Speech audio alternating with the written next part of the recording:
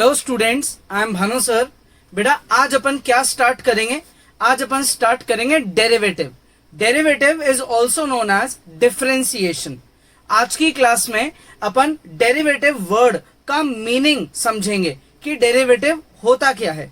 लेकिन डेरिवेटिव को स्टार्ट करने से पहले अपने को एक और वर्ड के बारे में पहले नॉलेज लेनी पड़ेगी। इस वर्ड को बोला जाता है स्लोप। पहले अपन पढ़ेंगे कि स्लोप क्या होता है। स्लोप का सबसे कॉमन वर्ड जो है वो होता है इंक्लिनेशन। क्या होता है? इंक्लिनेशन मतलब ढलान। ठीक है, इसको स्लोप बोलते हैं। जैसे एग्जाम्पल मान लो आपके घर में आपका कोई छोटा भाई या छोटा बहन है। आपने क्या किया, एक दिन उनको अपने साथ पार्क ले गए। अब आप जब पार्क में गए तो आपने देखा कि यार दो तरीके की स्लाइड्स है पार्क में। ये ग्राउंड है और ये जो पहली स्लाइड है वो ऐसी है और जो दूसरी स्लाइड है वो ऐसी है। ठीक है, तो अब आप अपने छोटे भाई या बहन को क्या बोलोगे? आप उन्हें बोलोगे कि तुम इस वाली स्लाइड पे जाओ, इस पे मत जाना, ये बड़े बच्चों के लिए है, ये छोटे बच्चों के लिए है। अब आपका भाई आपसे या आपकी बहन आपसे जिदने लग गई कि नहीं बताओ इस पे क्यों नहीं जाना, इसका क्या रीजन है कि हम इस पे नहीं जाए। तो आपने उसको बोला एक काम करो, जाओ जाओ मजा आएगा। तो वो चढ़ गए। अब एक बार जब वो पहले यहां चढ़े तो बिना डरे उस बच्चे ने आराम से स्लाइड कर लिया। लेकिन जब वो बच्चा यहां चढ़ा तो ऊपर हाइट पे जाते ही वो डर गया और नीचे आ ही नहीं रहा। अब आप उसे बुला रहे हो आओ नीचे, वो आ ही नहीं रहा, वो डर गया।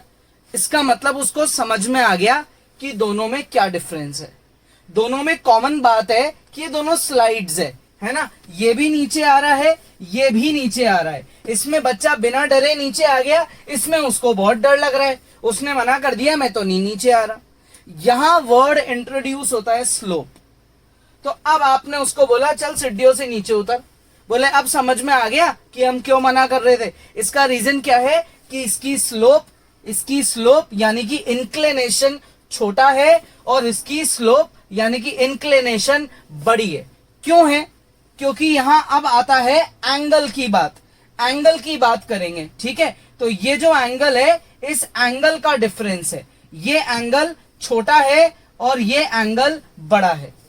ये होता है स्लोप का मतलब। कोई भी लाइन या कोई भी कर्व है ना, बेसिकली लाइन की ही बात करें अपन, कोई भी लाइन हॉरिजॉन्टल के साथ जो एंगल बनाती है उस एंगल से उसकी स्लोप को डिटरमाइन किया जाता है। उस एंगल से स्लोप को डिटरमाइन किया जाता है। तो अब ये बात तो हो गई स्टोरी की, ये तो एक स्टोरी हो गई। अब अपन स्लोप का एक्चुअल मीनिंग पढ़ते हैं जो अपने फिजिक्स में काम आने वाला है। ठीक है, तो स्लोप का एक्चुअल मीनिंग क्या है?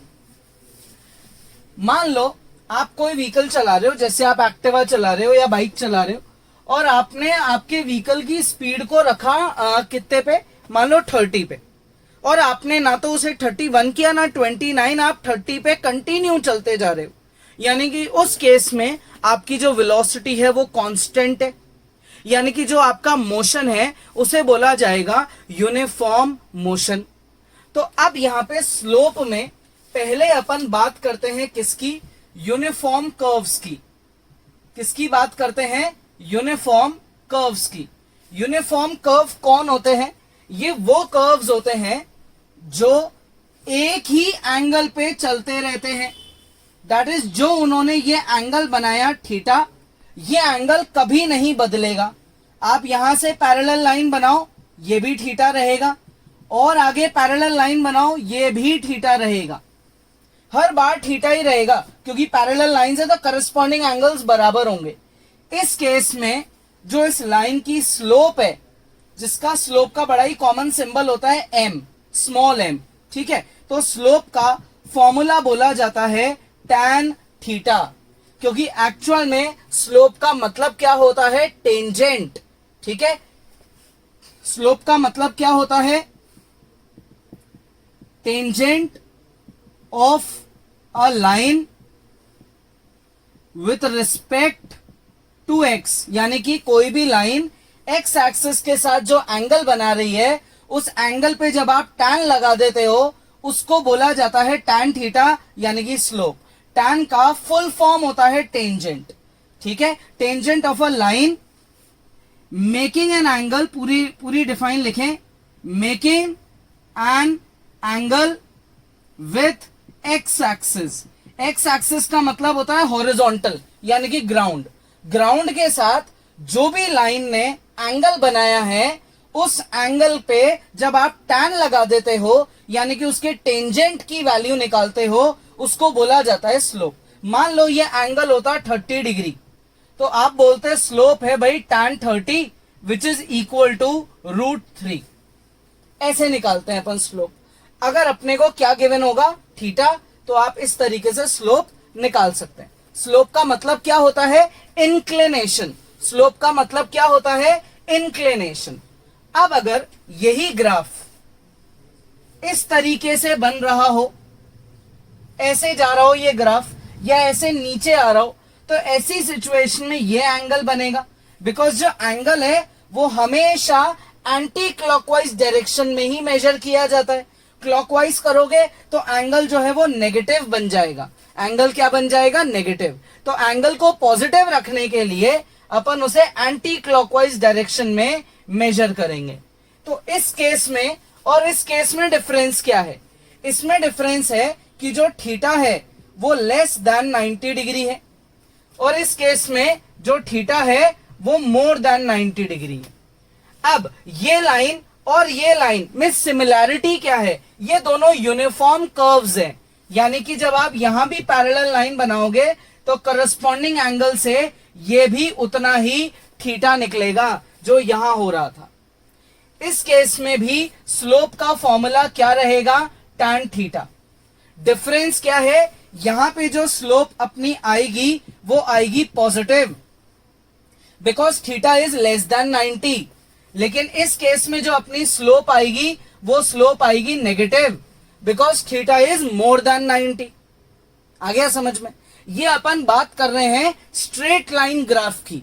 ग्राफ पे आपने स्ट्रेट लाइन बना दी, इस डायरेक्शन में या इस डायरेक्शन में। अब मान लो आपने जो स्ट्रेट लाइन है वो कैसे बना दी, वो बना दी पैरेलल टू एक्स एक्सिस। कैसे बना दी भाई, पैरेलल टू एक्स एक्सिस। तो अगर आपने एक्स एक्सिस से पैरेलल लाइन को बना दिया तो उस केस में ये लाइन एक्स एक्सिस से इंटरसेक्ट नहीं करेगी, एक्स एक्सिस से इंटरसेक्ट नहीं करेगी, तो उसके साथ कोई एंगल ही नहीं बनाएगी। यानी कि इस केस में जो थीटा है वो रहेगा 0 डिग्री। थीटा क्या रहेगा, 0 डिग्री। अगर थीटा 0 डिग्री, अगर थीटा 0 डिग्री है तो स्लोप यानी कि tan थीटा की वैल्यू भी 0 हो जाएगी, because the line is parallel to x axis. कोई भी लाइन अगर एक्स एक्सिस के पैरेलल है तो उस लाइन की स्लोप क्या हो जाएगी, 0 डिग्री हो जाएगी। अब इसका उल्टा केस, अगर लाइन वाई एक्सिस के पैरेलल है तो क्या होगा, देखो कॉपी कर लेना पॉज करके। अगर ये लाइन वाई एक्सिस के पैरेलल होती तो इस केस में इसका जो एंगल है वो क्या बनता, एक्स एक्सिस के साथ 90 डिग्री। एंटी क्लॉकवाइज देखो या क्लॉकवाइज, दोनों में इस बार तो 90 है, ठीक है। तो थीटा अगर 90 है तो tan थीटा यानी कि tan 90 क्या होता है, ये होता है नॉट डिफाइन। tan 90 क्या होता है, नॉट डिफाइन। ये है इस केस की स्लोप। क्लियर। तो जब भी ग्राफ किसी स्ट्रेट लाइन का बनेगा उस केस में या तो स्लोप होगी पॉजिटिव तो थीटा होगा एक्यूट, स्लोप होगी नेगेटिव, थीटा होगा ऑब्ट्यूज। स्लोप हो सकती है 0। कब हो सकती है स्लोप 0, जब थीटा क्या होगा, 0। That is the line is parallel to x axis. तो इस केस में स्लोप भी क्या हो जाएगी, 0। अगर थीटा है 90, that is line is parallel to y axis.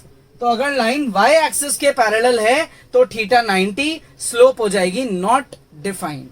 तो स्लोप का बड़ा ही कॉमन सा मीनिंग है इंक्लिनेशन, यानी कि एक लाइन की ढलान। अगर इंक्लिनेशन ज्यादा है मतलब ढलान ज्यादा है तो स्लोप भी ज्यादा है, इंक्लिनेशन कम है तो स्लोप भी कम है।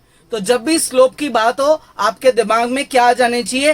पार्क में लगी हुई स्लाइड्स। स्लाइड छोटे बच्चों की और बड़े बच्चों की। बड़े बच्चों की स्लाइड की स्लोप ज्यादा होती है और छोटे बच्चों की स्लाइड की स्लोप कम होती है।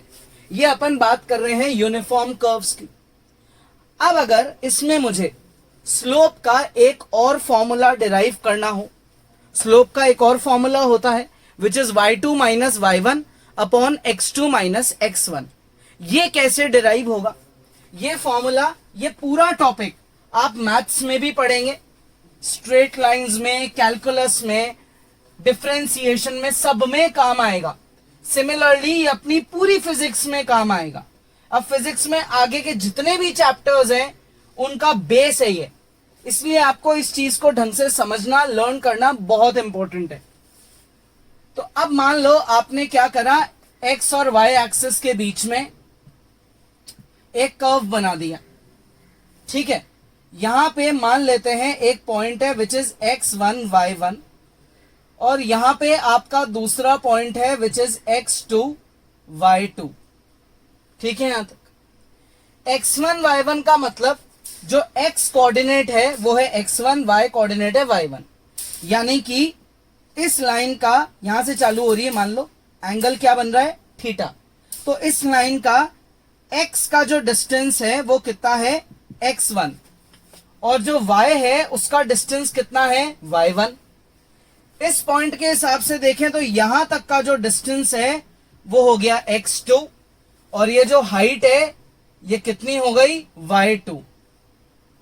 ये हाइट कितनी हो गई भाई, y2, ये y1, ये y2। अब अपन ने क्या करा, यहां से एक पैरेलल लाइन बना दी x के, यहां से एक पैरेलल लाइन बना दी y के। मान लेते हैं ये एक दूसरे को टच कर रही है c पे। c पे जो एंगल है वो है 90। अगर ये लाइंस पैरेलल है तो ये थीटा है तो ये भी थीटा होगा। ये जो पार्ट है ये ट्राइंगल का परपेंडिकुलर है, जिसकी वैल्यू मेरे हिसाब से आएगी y2 माइनस y1, है ना, y2 माइनस y1। और ये पूरा हुआ x2, ये है x1, तो ये पार्ट हो गया x2 माइनस x1। ये पार्ट कितना हो गया, x2 माइनस x1।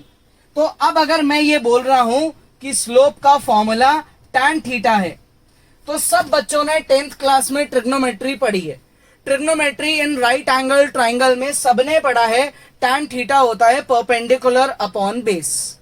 थीटा के सामने वाली लाइन होती है परपेंडिकुलर और थीटा के नीचे वाली लाइन होती है बेस। तो इस हिसाब से मेरा परपेंडिकुलर अपॉन बेस करने से ये स्लोप का दूसरा फॉर्मूला डिराइव हो गया। तो जब भी आपको किसी भी स्ट्रेट लाइन की स्लोप निकालनी हो तो आप या तो ये फॉर्मूला लगा देना या ये फॉर्मूला लगा देना। अब इसमें y2 माइनस y1 क्या है, y2 जो है वो बाद वाला कोऑर्डिनेट है, ओरिजिन के बाद में आ रहा है y2, है ना, और y1 जो है वो ओरिजिन के पास में पहले आ रहा है। सिमिलरली x1 पहले आ रहा है, x1 पहले आ रहा है और x2 जो है वो बाद में आ रहा है। y1 पहले, y2 बाद में, x1 पहले, x2 बाद में। यानी कि आप y2 माइनस y1 को और क्या लिख सकते हो, आप इसको लिख सकते हो डेल्टा y। क्या लिख सकते हो, डेल्टा y। डेल्टा, ये जो सिंबल है इसे डेल्टा बोलते हैं, ग्रीक सिंबल है ये, और इसे बोलते हैं डेल्टा x। ट्राइंगल को क्या बोला जाता है, डेल्टा। डेल्टा y का मतलब क्या होता है, चेंज इन y। और डेल्टा x का क्या मतलब होता है, change in x। Delta y change in y, delta x change in x। ठीक है, आ गया समझ में, बहुत इजी है। तो अब आपके पास फॉर्मूले के मतलब स्लोप निकालने के दो फॉर्मूले आ चुके हैं, एक तो एंगल का यूज करके और एक x और y के कोऑर्डिनेट्स का यूज करके। अभी तक अपन ने स्लोप का मतलब समझा है किसको यूज करके, यूनिफॉर्म कर्व्स को यूज करके, that is straight line curve को यूज करके, चाहे एंगल एक्यूट हो या ऑब्ट्यूज हो, ठीक है, या फिर line parallel to x axis हो या पैरेलल टू वाई एक्सिस हो। तो स्लोप पॉजिटिव भी हो सकती है, स्लोप नेगेटिव भी हो सकती है, स्लोप जीरो भी हो सकती है और स्लोप नॉट डिफाइन भी हो सकती है। अब यार फिजिक्स में जरूरी थोड़ी है कि हर ऑब्जेक्ट जो है इस दुनिया में या बल्कि हर न्यूमेरिकल में एक ही वेलोसिटी से चल रहा हो। नॉर्मली अगर अपन डेली रूटीन में व्हीकल चलाते हैं तो क्या 30 के 30 पे ही रखते हैं उसको, 29 या 31 भी नहीं करते क्या? ऑब्वियसली करते हैं अपन। ब्रेक भी लगते हैं, स्पीड ज्यादा भी होती है कम भी होती है, सारे काम होते हैं। यानी कि अपन डेली रूटीन में कभी भी यूनिफॉर्म कर्व की बात नहीं करते। ये अपने लिए एक तरीके से हाइपोथेटिकल सिचुएशन है, प्रैक्टिकल वर्ल्ड में ये अप्लाई नहीं होती। प्रैक्टिकल वर्ल्ड में अप्लाई होता है नॉन यूनिफॉर्म कर्व, यानी कि नॉन यूनिफॉर्म मोशन, मतलब ऐसा मोशन जिसमें स्पीड कभी ज्यादा भी हो रही है तो कभी कम भी हो रही है। तो ये जो कर्व्स होते हैं, ये कर्व्स का जो ग्राफ बनता है वो कभी भी स्ट्रेट लाइन नहीं बनता है। तो अगर बात करें नॉन यूनिफॉर्म कर्व्स की, नॉन यूनिफॉर्म कर्व की अगर बात करें तो इन कर्व्स का जो ग्राफ है वो कभी भी स्ट्रेट लाइन नहीं बनता। इनका ग्राफ इनके नाम में ही छुपा है, यानी कि कर्व। इनका ग्राफ खुद कर्व्ड है, कर्व्ड मतलब स्ट्रेट नहीं है। तो मान लेते हैं इनका ग्राफ इस तरीके से बना, ये ग्राफ है, ये एक्स एक्सिस है और ये जो है ये वाई एक्सिस है। इस तरीके से ग्राफ बन रहा है, ठीक है? यहां तक आगे इतना समझ में। अब इस केस में मैं स्लोप कैसे निकालूंगा? ये बड़ा अजीब बात हो गई यहां पे। रीजन क्या है अजीब बात होने की? अभी अभी आपने बोला कि जो स्लोप है, यानी कि जो एम, स्लोप का सिंबल एम, उसे क्या बोलते हैं? टेंजेंट। टेंजेंट का एक मीनिंग तो अपने निकाल लिया टैन थीटा, लेकिन टेंजेंट का एक और मीनिंग होता है। किसी भी कर्व को जो लाइन टच करके जाती है उसको टेंजेंट बोलते हैं। जैसे एक सर्कल में अंदर वाली लाइन को कॉर्ड बोलते हैं, ये लाइन अगर क्रॉस होके निकल गई तो इसे सीकेंट बोलते हैं। लेकिन अगर कोई लाइन सर्कल की बाउंड्री को सिर्फ टच करके जा रही है तो उस लाइन को टेंजेंट बोला जाता है।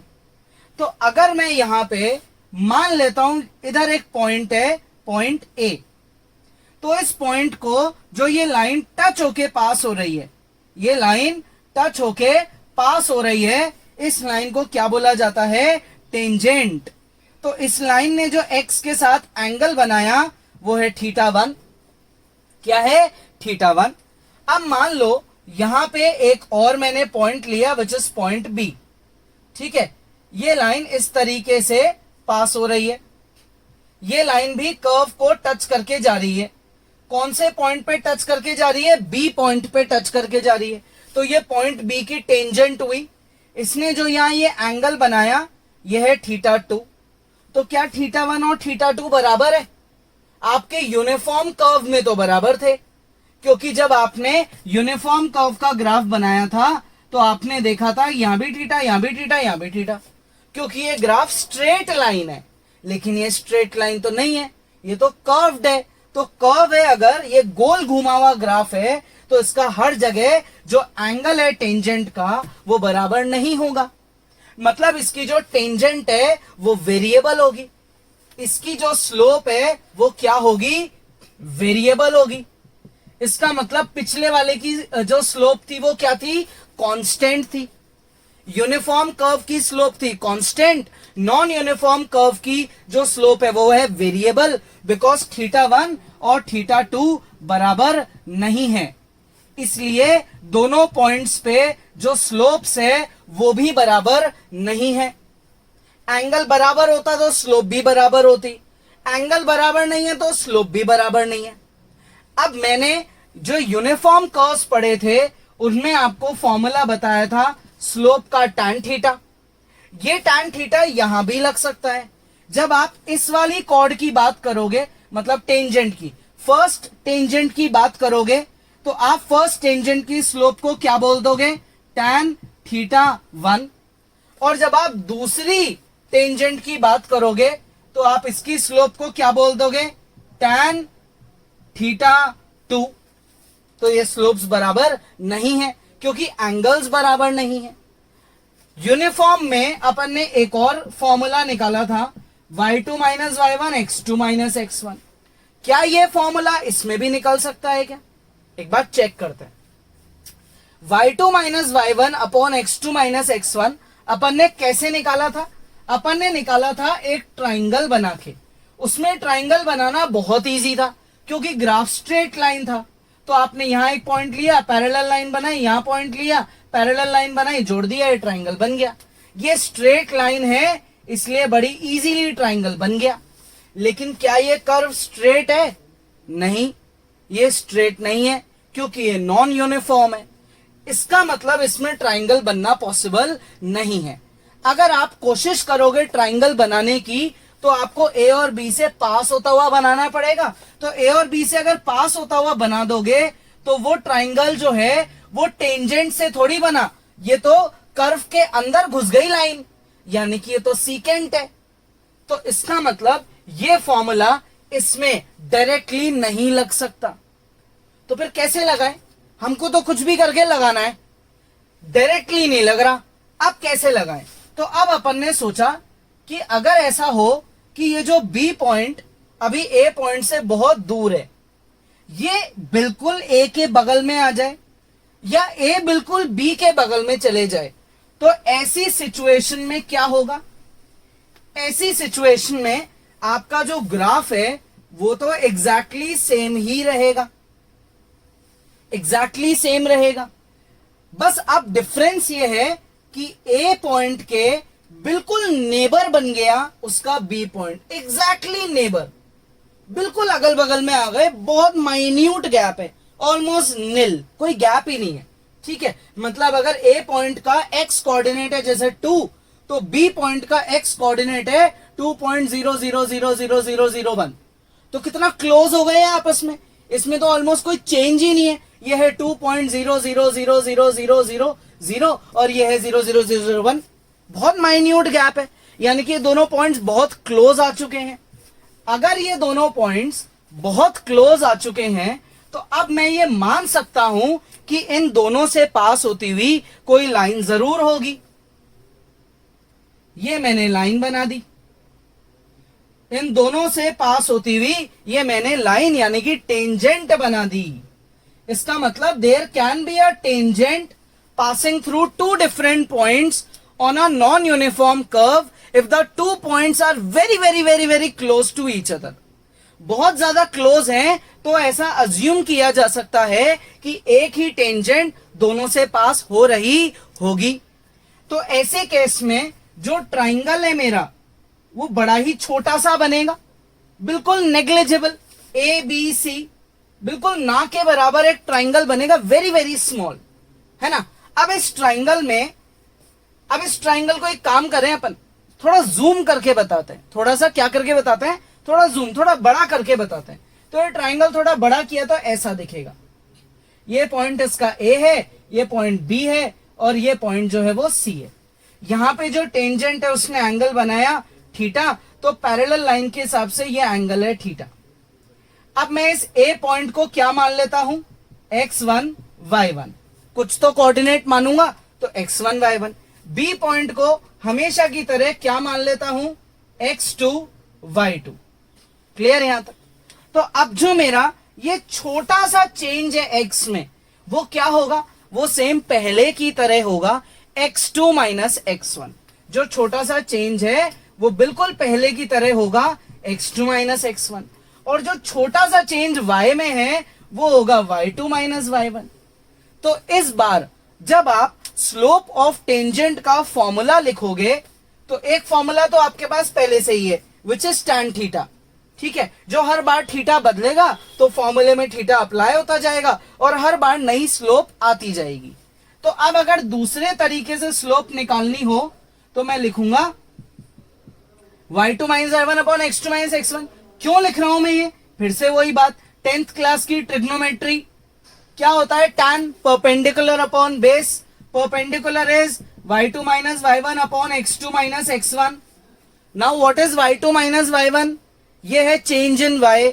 What is x2 minus x1? ये है change in x। Change in y को क्या बोला जाता है? Delta y। Change in x को क्या बोला जाता है? Delta x। लेकिन इस बार ये जो चेंज है क्या ये बहुत बड़ा है क्या? नहीं, इस बार ये चेंज बहुत ज्यादा छोटा है, माइन्यूट है ना। तो आप इस बार एक नया सिंबल दोगे, डेल्टा वाई को dy और डेल्टा x को dx. So what is dy? It is a very small change in x. What is dx? It is a very small change in x. dy is a very small change in y. dx is a very small change in x. ये अपनी slope के दो formulas अपन derive कर चुके for non uniform curves. dy is a very small change in y, almost negligible change. dx is a very small change in x, almost negligible change in y, almost negligible change in x. यहां से जन्म हुआ किसका? Derivative का. यहां से किस चीज का जन्म हुआ भाई? यहां से किस चीज का इंट्रोडक्शन हुआ? डेरिवेटिव का. अब dy बाय dx के और क्या नाम है? इसके बहुत सारे नाम है. dy अपॉन dx को बोला जाता है derivative of y with respect to x. Derivative of y with respect to x. एक और नाम है इसका एक और नाम है rate of change in y with respect to change in x. With respect to change in x. और ये जो dy बाय dx है, इसका इंट्रोडक्शन अपने को किसने दिया? बहुत महान साइंटिस्ट ने, जिनको बोला जाता है न्यूटन, जिन्होंने बहुत सारी और बहुत इंपॉर्टेंट डिस्कवरीज करी हुई है फिजिक्स में. इनको बोला जाता है न्यूटन. इन्होंने डेरिवेटिव वर्ड लोगों को समझाया. ठीक है, इनकी वजह से आज अपन इतनी सारी चीजें पढ़ रहे हैं. तो Newton was a first scientist जिन्होंने कैलकुलस चीज को बनाया. ये कैलकुलस फिजिक्स का और मैथ्स का बहुत इंपॉर्टेंट पार्ट है. तो एक तरीके से मैथ्स में जो आप कैलकुलस पढ़ रहे हो या आगे पढ़ोगे, ये फिजिक्स से ही डिराइव होने वाली चीज है. फिजिक्स से ही इसका डेरिवेशन निकला है. तो यहाँ पे न्यूटन ने एक बड़ी ही इंपॉर्टेंट और डिस्कवरी कर दी, which is dy by dx, that is derivative of y with respect to x, that is a very small change in y with respect to a very small change in x. तो जब भी आप non uniform curves की बात करेंगे और उसकी slope निकालेंगे, तो आपको क्या करना है? उन कर्व्स का डेरिवेटिव कर देना है. आपको क्या करना है? उन कर्व्स का डेरिवेटिव कर देना है. तो जो डेरिवेटिव वर्ड है, उसका बहुत बड़ा बेस है स्लोप. अगर आपको स्लोप का मतलब नहीं पता, सिर्फ आपने रट रखा है, मतलब आपने डेरिवेटिव को भी रट लिया. You are not studying logically. आप लॉजिकली बिल्कुल भी नहीं पढ़ रहे हैं, आप डिटेल में नहीं पढ़ रहे हैं, आप बुकिश मेथड से पढ़ रहे हैं, आप चीजों को रट रहे हैं, बस आंसर निकालना सीख रहे हैं, लॉजिक नहीं सीख रहे हैं. तो अपन ने इतना टाइम जो लगाया है, वो सिर्फ इसलिए लगाया है ताकि आप इस डेरिवेटिव वर्ड का मतलब समझें, आप स्लोप का वर्ड का मतलब समझें. आप स्लोप में ये देखें कि कितने सारे फॉर्मूलेज होते हैं और ये फॉर्मूले आए कैसे, इनके मीनिंग्स क्या हैं. आया समझ में? बहुत इजी है. तो ये था अपना किसका मतलब? स्लोप का मतलब. Slope is the base for derivative. तो जो आप डेरिवेटिव का मेरा नेक्स्ट वीडियो देखेंगे, उससे पहले आपको इस चीज का ढंग से रिवीजन करना है, इसकी प्रैक्टिस करनी है. उससे आपको क्या होगा? नेक्स्ट वीडियो जो डेरिवेटिव का है, वो और भी बहुत ढंग से समझ आएगा. ठीक है, तो पॉज करेंगे, ये सारी चीजें ढंग से कॉपी करेंगे. ठीक है बेटा. तो आज की क्लास में अपन ने क्या पढ़ा है? अपन ने स्लोप का बेसिक मीनिंग समझा है और इससे एक बड़ी ही इंपॉर्टेंट टर्म का इंट्रोडक्शन लिया है, विच इज डेरिवेटिव. ये डेरिवेटिव वर्ड को इंट्रोड्यूस किसने कराया था? न्यूटन ने. आप इस वीडियो को ढंग से देखें, बार बार देखें, क्योंकि जो आगे के वीडियोस हैं वो इससे बहुत डिपेंड करते हैं. ठीक है, तो नेक्स्ट क्लास में आगे पढ़ेंगे.